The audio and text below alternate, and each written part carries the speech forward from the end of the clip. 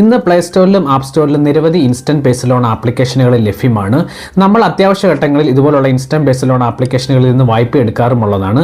നിങ്ങൾ ഇങ്ങനെയുള്ള ഇൻസ്റ്റന്റ് പേസ് ലോൺ ആപ്ലിക്കേഷനിൽ ഏതൊരു അത്യാവശ്യ ഘട്ടങ്ങളിൽ വായ്പ എടുക്കാൻ ശ്രമിക്കുകയാണെങ്കിൽ നിങ്ങൾ എടുക്കാൻ ശ്രമിക്കുന്ന ഇൻസ്റ്റന്റ് പേസ് ലോൺ ആപ്ലിക്കേഷൻ്റെ റേറ്റിംഗ്, റിവ്യൂ, അതുപോലെ തന്നെ ഈ ആപ്ലിക്കേഷനിൽ നിന്ന് വായ്പ എടുത്തവരുടെ അനുഭവം, ഇത് ലീഗലായിട്ട് പ്രവർത്തിക്കുന്നതാണോ, ഇതിൻ്റെ പലിശ നിരക്ക്, മറ്റ് ഹിഡൻ ചാർജുകളുണ്ടോ തുടങ്ങിയ കാര്യങ്ങളൊക്കെ അന്വേഷിച്ചതിന് ശേഷം മാത്രമേ വായ്പ എടുക്കാവൂ. കാരണം അനേകം പേര് ഇതുപോലുള്ള ഇൻസ്റ്റന്റ് പേസ് ലോൺ ആപ്ലിക്കേഷനിൽ നിന്ന് വായ്പ എടുത്തിട്ട് പെട്ടുപോയവരുണ്ട്. ഇന്ന് ഈ വീഡിയോയിൽ പേ റുപ്പിക്ക എന്ന ഇൻസ്റ്റന്റ് പേസ് ലോൺ ആപ്ലിക്കേഷൻ്റെ ജെനുവിൻ ആയിട്ടുള്ള റിവ്യൂ ആണ്. ആരെങ്കിലും ഈ ആപ്ലിക്കേഷനിൽ നിന്ന് വായ്പ എടുത്തിട്ടുണ്ടെങ്കിലും വായ്പ എടുക്കാൻ പോകുന്നവരാണെങ്കിലും ഈ റിവ്യൂ മുഴുവൻ കണ്ടതിന് ശേഷം മാത്രം നിങ്ങൾ വായ്പ എടുക്കാൻ ശ്രമിക്കുക. നിങ്ങൾ ആദ്യമായിട്ടാണ് ഈ ചാനൽ സന്ദർശിക്കുന്നതെങ്കിൽ ഈ യൂട്യൂബ് ചാനൽ ഇതുപോലുള്ള അനേകം വീഡിയോസ് അപ്ലോഡ് ചെയ്യുന്നുണ്ട്.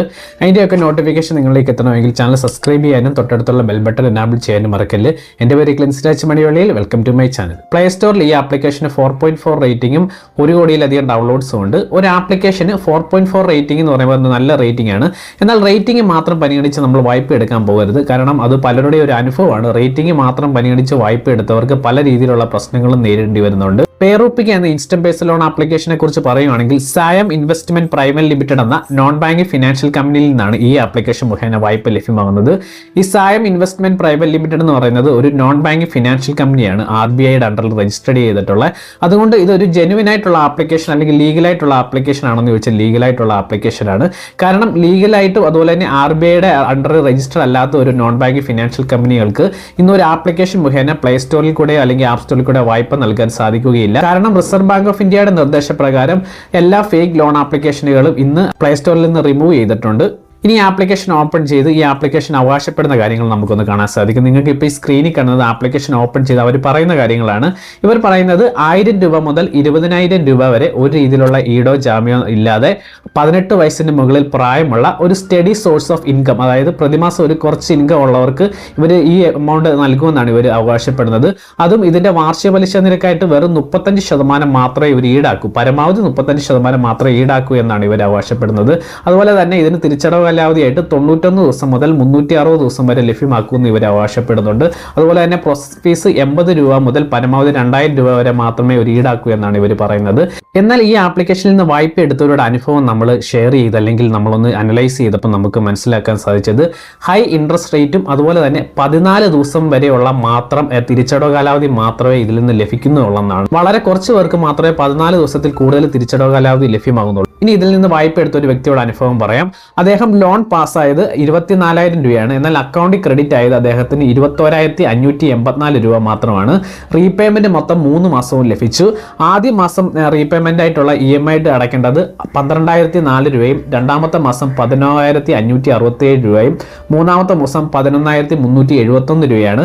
ഇങ്ങനെ മൊത്തം അവർ തിരിച്ചടയ്ക്കേണ്ടത് 34,942 രൂപയാണ് മൊത്തം തിരിച്ചടയ്ക്കേണ്ടത് ഈ 3 മാസം കൊണ്ട്. എന്നാൽ നമ്മുടെ അക്കൗണ്ടിൽ ക്രെഡിറ്റ് അല്ലെങ്കിൽ അദ്ദേഹത്തിന്റെ അക്കൗണ്ടിൽ ക്രെഡിറ്റ് ആയ തുക എന്ന് പറയുന്നത് 21,584 രൂപ. അതായത് അവർ മൊത്തം 21,584 രൂപ അക്കൗണ്ടിൽ ക്രെഡിറ്റ് ആയാലും മൊത്തം അവർ തിരിച്ചടക്കേണ്ടത് ഈ 3 മാസം കൊണ്ട് അഡീഷണൽ ആയിട്ട് തിരിച്ചടക്കേണ്ടത് 13,394 രൂപയാണ്. അത് വലിയൊരു എമൗണ്ട് ആണ് കൂടുതലും തിരിച്ചടക്കേണ്ടത്. കുറഞ്ഞ തിരിച്ചടവ് കാലാവധിയും വലിയ പലിശ ഈടാക്കുന്നതിൽ കൂടെ ഈ കമ്പനിക്ക് വലിയൊരു ലാഭമാണ് വന്നു ചേരുന്നത്. നമ്മളെപ്പോലുള്ളവർ വായ്പ എടുക്കുമ്പോൾ നമുക്ക് വലിയൊരു നഷ്ടവും സംഭവിക്കുന്നു. ഈ ആപ്ലിക്കേഷനിൽ നിന്ന് നിരവധി പേരാണ് വായ്പ എടുത്തിട്ടുള്ളത്. അത് നമുക്കറിയാൻ സാധിച്ചിട്ടുണ്ട്. ഈ ആപ്ലിക്കേഷനിൽ നിന്ന് വായ്പ എടുത്തവർ പറഞ്ഞ മറ്റൊരു കംപ്ലൈൻ്റ് ആണ് EMI ഡേറ്റ് ഇന്നാണെങ്കിൽ ഒരു 10 ദിവസം മുമ്പ് അല്ലെങ്കിൽ ഒരു 5-6 ദിവസം മുമ്പ് ഇവരുടെ റിക്കവറി ഏജൻസ് ഫ്രീക്വൻ്റ് ആയിട്ട് നമ്മളെ വിളിക്കുകയും മെസ്സേജ് അയക്കുകയും ചെയ്ത് ശല്യം ചെയ്യും. നിങ്ങൾ ഡേറ്റ് എടുക്കാറായി, എത്രയും പെട്ടെന്ന് അടച്ചോണമെന്ന് പറഞ്ഞ്. പിന്നെ അതുപോലെ നിങ്ങളുടെ EMI ഡേറ്റിൽ നിങ്ങൾ കൃത്യമായി തിരിച്ചടയ്ക്കാതിരുന്ന നിങ്ങളുടെ സിബിൽ സ്കോറിൽ വലിയൊരു ഡിക്രീസ് ഉണ്ടാവും, പെട്ടെന്ന് ഇടിയും. അതുകൊണ്ട് കൃത്യമായി തിരിച്ചടയ്ക്കണം എടുക്കുന്ന വായ്പ. അതുപോലെ തന്നെ നിങ്ങൾ തിരിച്ചടയ്ക്കാതിരിക്കുകയാണെങ്കിൽ ഇവരുടെ റിക്കവറി ഏജൻസ് നിങ്ങളുടെ വീടുകൾ സന്ദർശിക്കുകയും ചെയ്യും. അതുകൊണ്ട് നിങ്ങൾ കൃത്യമായി തിരിച്ചടയ്ക്കുക, എങ്കിൽ മാത്രമേ ഈ വായ്പയ്ക്ക് അപേക്ഷിക്കുകയും എടുക്കാനൊക്കെ പോവുകയുള്ളൂ. പിന്നെ ഒരു കാര്യം പറയാം, നമ്മൾ വായ്പ എടുത്തതിന് ശേഷം നിങ്ങൾ തിരിച്ചടയ്ക്കാതിരിക്കുന്നത് വലിയ മോശമാണ്. അത് നിങ്ങളുടെ തെറ്റാണ്. കാരണം നമ്മളൊരു ലോൺ എടുത്താൽ തിരിച്ചടയ്ക്കേണ്ടത് നമ്മുടെ ഉത്തരവാദിത്വമാണ്.